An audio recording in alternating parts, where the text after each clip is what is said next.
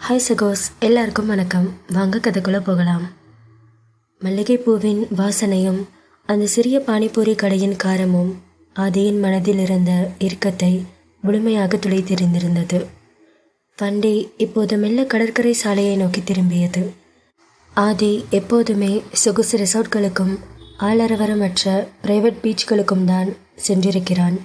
ஆனால் இன்று மீரா அவனை அழைத்துச் சென்றது சென்னையின் அந்த புகழ்பெற்ற மக்கள் கூட்டம் நிறைந்த பொது கடற்கரைக்கு. காரை ஓரமாக நிறுத்திவிட்டு இருவரும் மணலில் இறங்கினார்கள். அங்கே எங்கு பார்த்தாலும் மனித தலைகள், சுண்டல் விற்பவர்களின் கூச்சல், ராட்டினங்களின் சத்தம், குழந்தைகளின் சிரிப்பு என அந்த இடமே ஒரு திருவிழாவைப் போல களை கட்டியிருந்தது. ஆதி ஆரம்பத்தில் அந்த கூட்டத்தை பார்த்து சற்று தயங்கினான். அவனது கை தானாகவே தனது இடுப்பில் இருந்த துப்பாக்கியை தடவி பார்த்தது. பாதுகாப்பு உணர்வு அவனுள் இயல்பாகவே எழுந்தது. மீரா அவனது கையை இறுக பற்றி கொண்டாள். ஆதி, என்ன இது? இங்கே நின்றுட்டீங்க, வாங்க போகலாம். அங்கே பாருங்களேன், எல்லாரும் இவ்வளோ சந்தோஷமாக இருக்காங்க. அந்த அலையோட சத்தத்தை விட இந்த மக்களோட சத்தம் எவ்வளோ அழகாக இருக்கு என்று மீரா கூற ஆதி மெல்ல சுற்றிலும் பார்த்தான். அங்கே பல ஜோடிகள் கைகோர்த்து திரிந்து கொண்டிருந்தார்கள். சிலர் அலைகளில் நனைந்து ஒருவரை ஒருவர் துரத்தி பிடித்து விளையாடி கொண்டிருந்தார்கள். அங்கு சில ஜோடிகள் தங்கள் உலகத்தையே மறந்து ஒருவருக்கொருவர் முத்தமிட்டு கொண்டிருப்பதை கண்ட ஆதிக்கு ஆச்சரியமாக இருந்தது. இருவரும் மெல்ல அலைகள் வந்து மோதும் இடத்திற்கு சற்று தள்ளி ஈரம் படர்ந்த மணலில் அமர்ந்தார்கள். ஆதி தனது விலையுயர்ந்த கோட்டை தளர்த்தி கொண்டு காலணிகளை கழற்றி ஓரமாக வைத்தான். முதலாக அந்த குளிர்ந்த மணல் அவனது பாதங்களில் பட்டபோது அவனுள் ஒரு மின்சாரம் பாய்ந்தது. மீரா மெல்ல நகர்ந்து வந்து ஆதியின் தோளில் தனது தலையை சாய்த்தாள். அவளது மல்லிகைப்பூவின் வாசனை கடல் காற்றோடு கலந்து ஆதியின் நாசியை துளைத்தது. ஆதி தனது ஒரு கையால் மீராவின் இடையை சுற்றி வளைத்து தன் பக்கம் இழுத்து கொண்டான். ஆதி, இந்த இடம் எப்படி இருக்கு? உங்களுக்கு பிடிச்சிருக்கா என்று மீரா கேட்க ஆதி அவளது தலையில் முத்தமிட்டான். எனக்கு ரொம்ப பிடிச்சிருக்கு மீரா. நேற்று நம்ம இருந்த அந்த தனிமை தீவை விட இந்த திருவிழா மாதிரி இருக்கிற கடற்கரை இன்னும் ரொம்ப அழகாக இருக்குது. நேற்று அந்த தீவில் நான் ஒரு அசுரனாக இருந்தேன். ஆனால் இன்னைக்கு இவ்வளோ கூட்டத்துக்கு நடுவில் உங்ககிட்ட தோற்று போன ஒரு சாதாரண காதலனாக இருக்கேன்.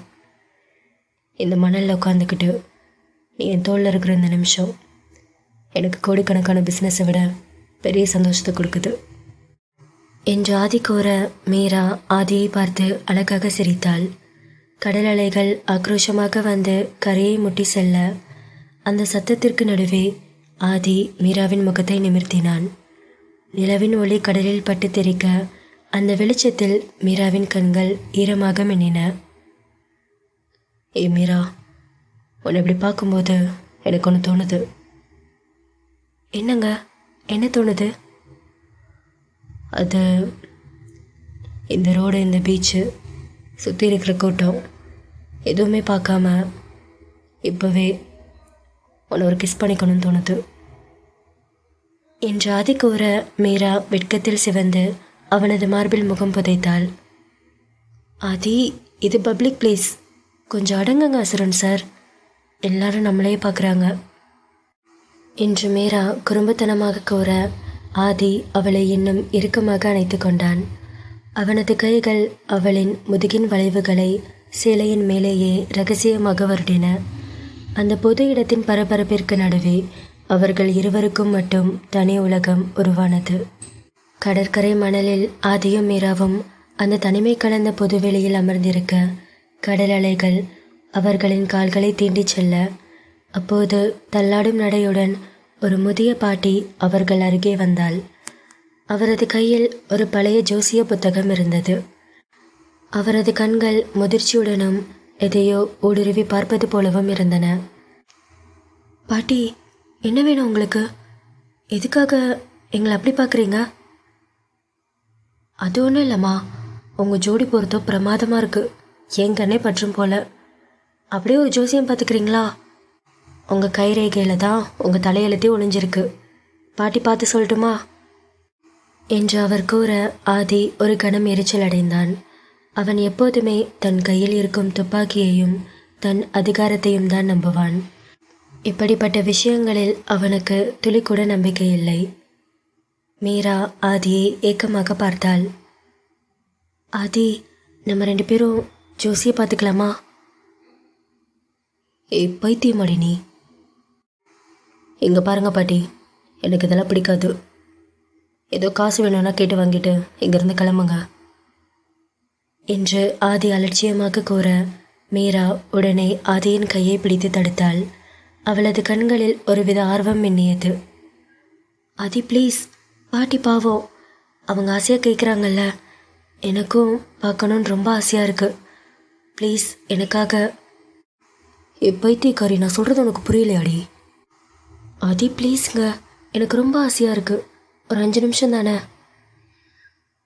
சரிடி, ஏதோ பண்ணு, இஷ்டம் என்று ஆதி சலிப்புடன் தலையை ஆட்டினான். பாட்டி மணலில் அமர்ந்து மீராவின் மென்மையான வலது கையை தனது சுருங்கிய விரல்களால் பற்றி கொண்டாள்.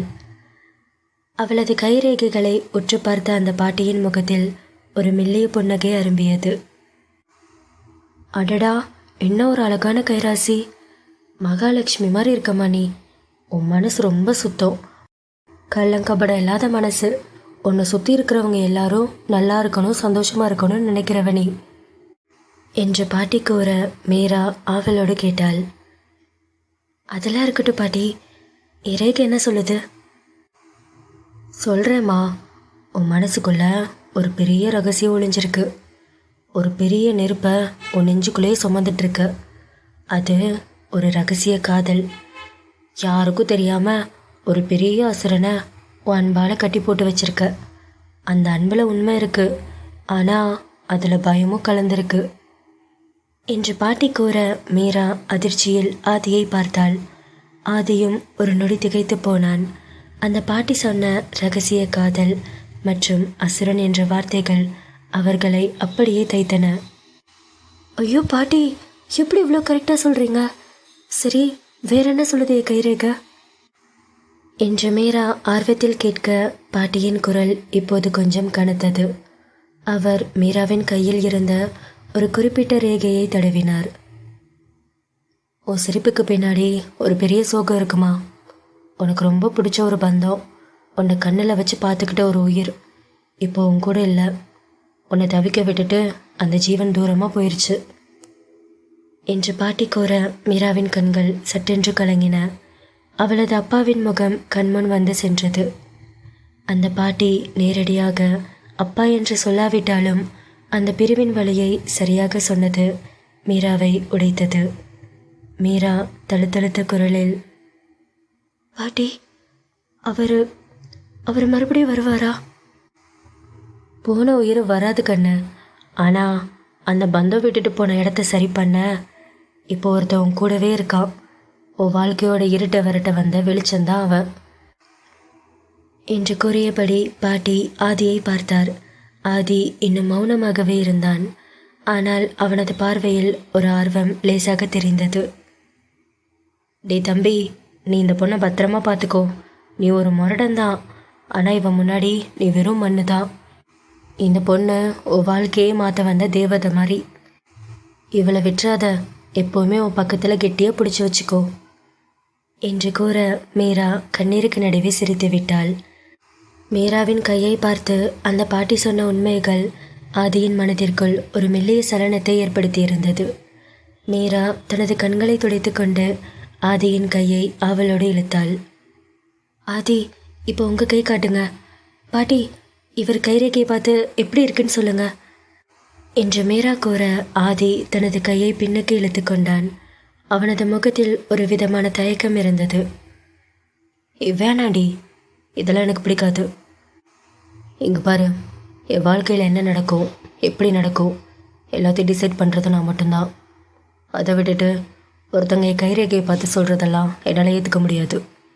இங்கேருந்து கிளம்பலாம் வா என்று ஆதி கூற மீரா அவனது சட்டையை பிடித்து கெஞ்சும் குரலில், ஆதி ப்ளீஸுங்க, எனக்காக ஒரு தடவை மட்டும் அவங்க உங்கள் கையை பார்த்து என்ன சொல்கிறாங்கன்னு நான் தெரிஞ்சுக்கணும்.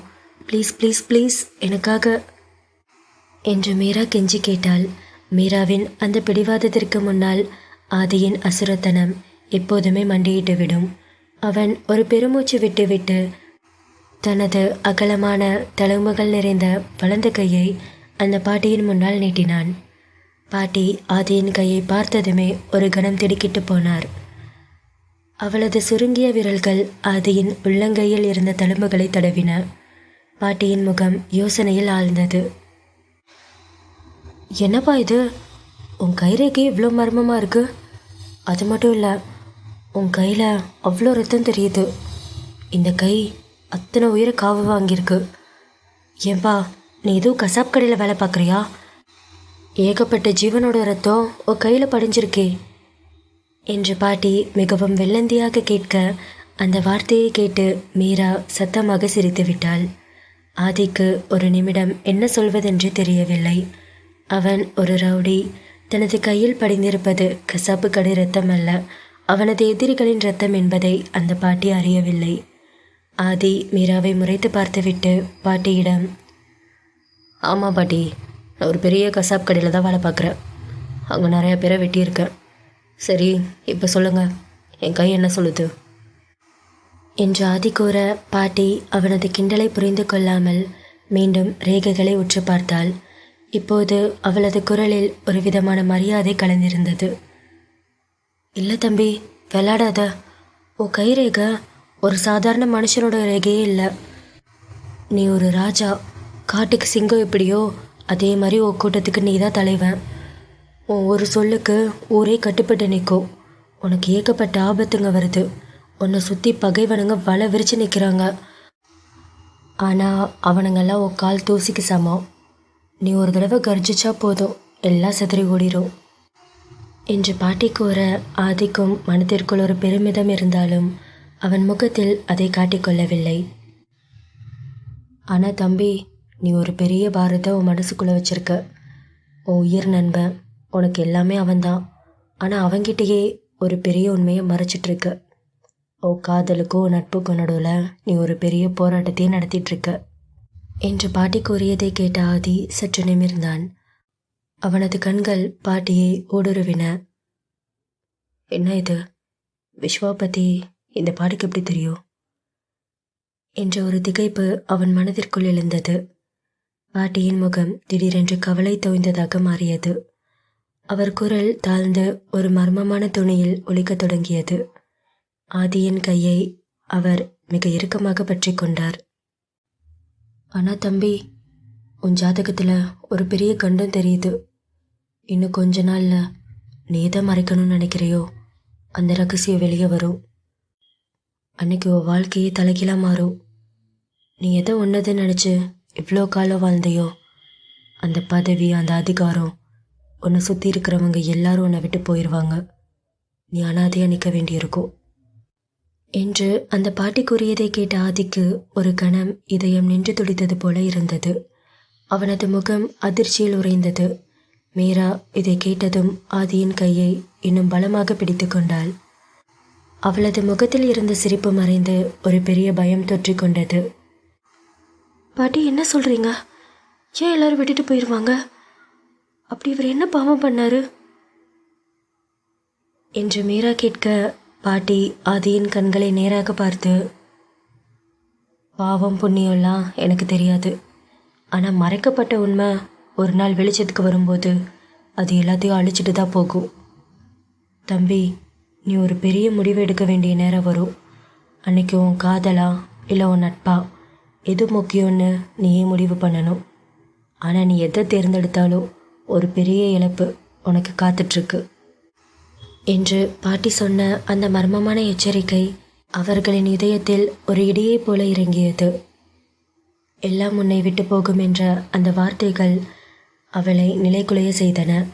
அலைகளின் ஓசையை விட அவளது விம்மல் சத்தம் அதிகமாக இருந்தது. மீரா அழத் தொடங்கினாள். அவளது கண்கள் சிவந்து கண்ணீர் கன்னங்களில் மாறியாய் வழிந்தது. ஆதி பதறிப்போய் அவளது இரு தோள்களையும் பற்றி கொண்டான். என்னடியாச்சு, இப்பயே அழுகிற எனக்கு பயமாக இருக்குங்க. அந்த பாட்டி சொன்னதெல்லாம் கேட்கும்போது ஏதோ பெரிய தப்பு நடக்க போகுதுன்னு தோணுது. நம்ம காதலால் உங்களை விட்டு எல்லாம் போயிருமோன்னு எனக்கு பயமாக இருக்குது. உங்கள் நண்பன், உங்கள் அந்தஸ்து எல்லாம் பறி போயிடும்னு பாட்டி சொல்கிறாங்க. எனக்கு இதெல்லாம் வேணாம். உங்கள் உயிருக்கு ஏதாவது ஆபத்து வரும்னா நான் இப்போவே உங்களை விட்டு போயிடுறேன் என்று மீரா கேட்க, ஆதி அவளை இருக்க அணைத்து கொண்டு, லூசாடி நீ, இதுக்கெல்லாம் அழுவ? இங்கே பாரு, இதுக்காக தான் இதெல்லாம் வேணான்னு சொன்னேன். அந்த பாட்டி ஏதோ பழக்கத்தில் சொல்லிட்டாங்க. இந்த ஆதி யாருன்னு உனக்கு தெரியும்ல. என் தலைவிதியை நான் தான் எழுதுவேன். எந்த ரகசியம் வெளியே வந்தாலும் வரட்டும். விஸ்வா கிட்ட நானே உண்மையை சொல்கிறேன். நீ அழுகாதடி, நீ அழுகிறது எனக்கு கஷ்டமாக இருக்கு என்று கூறியபடி ஆதி மீராவின் நெற்றியில் முத்தமிட்டு அவளை சமாதானப்படுத்த முயன்றான். ஆனால் மீராவின் பயம் குறையவில்லை. அந்த சூழலை மாற்றி நினைத்த ஆதி மீண்டும் அந்த பாட்டியின் பக்கம் திரும்பினான். அவனது பார்வையில் இப்போது ஒரு பிடிவாதம் தெரிந்தது. பாட்டி, என் கைரகையை பார்த்து எல்லாமே சொன்னீங்க. அப்படியே இதையும் சொல்லிட்டு போயிருங்க. இதோ என் பக்கத்தில் உட்காந்துருக்காளே, இவ்வளோ தான் நான் கல்யாணம் பண்ணிக்க போகிறேன். சீக்கிரம் என் பொண்டாட்டி ஆக போகிறா. எங்கள் கல்யாண லைஃப் எப்படி இருக்குன்னு கொஞ்சம் பார்த்து சொல்லுங்கள் என்று ஆதி கூற, பாட்டி மீண்டும் ஆதியின் கையை வாங்கி சில நிமிடங்கள் ஆழ்ந்து கவனித்தாள். திடீரென பாட்டியின் முகம் மலர்ந்தது. ஒரு கிண்டலான சிரிப்பு வெளிப்பட்டது. அடேங்கப்பா தம்பி, நீ வெளியே தான் சிங்கம் புலியெல்லாம், ஆனால் கல்யாணத்துக்கு அப்புறம் நீ ஒரு பொண்டாட்டி தாசை ஆயிடுவ. இந்த சின்ன பொண்ணு உன்னை அவள் விரல் நுனியில் ஆட்டி வச்சுப்பா. நீ அவளுக்கு பயந்து நடுங்கிறது இங்கே தெரியுது என்று பாட்டி கூற, இதை கேட்டதும் மீரா தனது கண்ணீருக்கு நடுவே மெல்ல புன்னகைத்தாள். ஐயோ பாட்டி, என்ன சொல்கிறீங்க? நான் இவளுக்கு பயந்து நடுங்குவனா? அது சரி. அது மட்டும் இல்லை தம்பி, உங்கள் 2 பேரோட வம்சமும் ரொம்ப பெருசு, குறையே சொல்ல முடியாது. உங்களுக்கு 1 இல்லை 2 இல்லை, மொத்தம் 5 பிள்ளைங்க பிறக்கும். ஓ வீடே திருவிழா மாதிரி இருக்கும். இதை கேட்டதும் மீரா அதிர்ச்சியில் வாயை பிளந்தாள். ஆதிக்கு இப்போது குறும்பு ஊற்றெடுத்தது. அவன் மீராவின் இடையை ரகசியமாக தன் கையால் கிள்ளி அவள் காதோரம் குனிந்தான். ஆதி கண்ணடித்தபடி கிசுகிசுப்பாக, கேட்டியாடி, நமக்கு 5 புள்ள பிறக்குமா? 5 போதுமா, இல்லை இன்னும் எக்ஸ்ட்ரா வேணுமாடி என்று ஆதி கேட்க, மீரா வெட்கத்தில் முகம் தக்காளி போல சிவக்க அவன் மார்பில் செல்லமாக அடித்து, ஐயோ நிறுத்துங்க, ரோட்டில் வச்சு என்ன பேசுகிறீங்க? 5 பிள்ளைங்க பெற்றுக்க நான் தான் கிடச்சேனா உங்களுக்கு? ஏண்டி, இது நல்ல கதையாக இருக்கே. இந்த அசுரனுக்கு நீ பிள்ளை பெற்று கொடுக்காம வேற யாரை பெற்று தருவா? எங்கே பாருங்க பாட்டி, இவ பேய வைக்கப்படுறா. அதுக்காகலாம் நான் விட்டுற மாட்டேன். நீங்கள் சொன்ன கணக்கில் ஒன்று கூட மிஸ் ஆகாது என்று ஆதி கூற, மீரா குறும்புத்தனமாக சிரித்தாள். ஆதியின் முகத்தில் இப்போது ஒரு தெம்பான புன்னகை படர்ந்திருந்தது. அவன் தனது பாக்கெட்டில் இருந்து 500 ரூபாய் தாள்களை சிலவற்றை எடுத்து அந்த பாட்டியின் சுருங்கிய கைகளில் திணித்தான். பாட்டி அந்த பணத்தை பார்த்துவிட்டு ஆதியையும் மீராவையும் ஒரு முறை ஆழமாக பார்த்தார். அவரது கண்களில் இப்போது ஒரு தீர்க்கம் இருந்தது. பணம் முக்கியம் இல்லை தம்பி, இந்த பணத்துக்காக நான் இதை சொல்லலை. நான் சொன்ன விஷயத்த மறந்துடாதீங்க. உங்கள் வாழ்க்கையில் ஒரு பெரிய இருட்டு வரும். அந்த இருட்டில் நீங்கள் ஒருத்தர் கையை ஒருத்தர் விட்டுட்டீங்கன்னா அப்புறம் காலம் முழுக்க தவிக்க வேண்டியிருக்கும். எப்பேற்பட்ட கஷ்டம் வந்தாலும் உலகமே எதிர்த்து நின்னாலும் நீங்கள் ஒன்று சேர்ந்து நின்னா மட்டும்தான் நான் சொன்ன அந்த அழகான எதிர்காலம் உங்களுக்கு கிடைக்கும். எதை நினச்சி பயப்படாமல் சந்தோஷமாக இருங்க என்று கூறிவிட்டு பாட்டி தள்ளாடி தள்ளாடி இருட்டில் மறைய, ஆதி சட்டென்று மீராவை தனது வலுவான கரங்களால் பக்கவாட்டில் இழுத்து தனது மார்போடு அணைத்து கொண்டான். அவளது மென்மையான உடல் அவனது இரும்பு போன்ற மார்பில் மோதியதால் மீரா ஒரு கணம் திணறினாள். கடல் காற்றின் ஈரப்பதம் அவர்களின் உடலை தீண்ட மீரா ஆதியின் சட்டையை பற்றி கொண்டு அவனது கண்களை ஏக்கத்துடன் பார்த்தாள். ஆதி, பாட்டி சொன்ன அந்த இருட்டு விஸ்வாசாரா? ஒருவேளை அவர் நம்ம காதலை ஏற்றுக்காம உங்களை விட்டு பிரிஞ்சு போயிடுவாரா? எனக்கு அது நினச்சா ரொம்ப பயமாக இருக்குது என்று மீரா கூற, ஆதி அவளது முகத்தை தனது 2 கைகளாலும் ஏந்தி கொண்டான். அவனது கட்டை விரலால் அவளது இதழோரத்தை மென்மையாக வருடினான். இங்க பாரு, அந்த பாட்டி சொன்னது இவ்வளோ சீரியஸாக எடுத்துக்காத. விஸ்வா என்னுடைய க்ளோஸ் ஃப்ரெண்ட். அவனுக்காக நான் என்ன வேணாலும் பண்ணுவேன். ஆனால் அவனுக்காக என் உயிரான ஒன்றை என்னால் விட்டு தர முடியாது. அவன் கோவப்பட்டா இந்த ஆதி அவன் காலில் விழுந்து கூட மன்னிப்பு கேட்பேன். ஆனால் ஒன்றை மட்டும் யாருக்காக விட்டு கொடுக்க மாட்டேன். புரியுதாடி என்று ஆதி கூற மீரா சற்று அமைதியானாள். மீராவின் பயத்தை முழுமையாக துடைக்க நினைத்த ஆதி அவள் காதோரம் குனிந்து தனது சூடான மூச்சுக்காற்றால் அவளது நரம்புகளை முறுக்கேற்றினான்.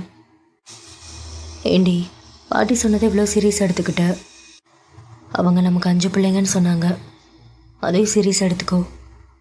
நீ ஓகே சொன்னால் அதுக்கான வேலையை இன்னைக்கு நைட்டே ஆரம்பிச்சிடலாம் என்று ஆதி கூற மீரா சிரித்து கொண்டே அவனிடமிருந்து விலகி ஓட முயன்றாள்.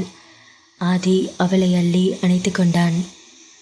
அவளது கையை பிடித்து அவளது விரல் நுனிகளில் ஒரு இதமான முத்தத்தை பதித்தான். மீரா சிரித்து கொண்டே அவனை இறுக்கி கட்டி கொண்டாள். ஆதியின் தோளில் முகம் புதைத்தவளுக்கு அவனது உடலின் வெப்பம் ஒரு பாதுகாப்பு உணர்வை தந்தது. ஆதி மீராவின் கூந்தலில் சூடியிருந்த மல்லிகைப்பூவின் வாசனையை ஆழமாக சுவாசித்து அவளது பிடரியில் ஒரு நீண்ட முத்தத்தை பதித்தான். மேலோட்டமாக மீராவை சமாதானப்படுத்தினாலும் ஆதியின் மனதிற்குள் அந்த பாட்டி சொன்ன வார்த்தைகள் ரிங்காரமிட்டு கொண்டே இருந்தன. எல்லாம் உன்னை விட்டு போகும். ரகசியம் வெளியே வரும்போது நீ அனாதையா நிற்ப என்று அந்த பாட்டி கூறிய வார்த்தைகள் ஆதியின் மனதிற்குள் ஓடிக்கொண்டே இருந்தது. அவனது ஆழ்மனதில் அந்த வார்த்தைகள் எச்சரிக்கை மணியை வாசித்தன. விஸ்வாவிற்கு தெரிந்தால் என்ன நடக்கும் என்பது அவனுக்கு தெரியும். ஆனால் அந்த பாட்டி சொன்னது வெறும் நட்பை பற்றி மட்டும்தானா? இல்லை என்றால் அவனுக்கு தெரியாத வேறு ஏதோ ஒரு ரகசியம் அவனது வாழ்க்கையில் ஒளிந்திருக்கிறதா? மீராவை இன்னும் இறுக்கமாக அணைத்து கொண்ட ஆதி கடலின் கருநீல அலைகளையே விரித்து பார்த்தான்.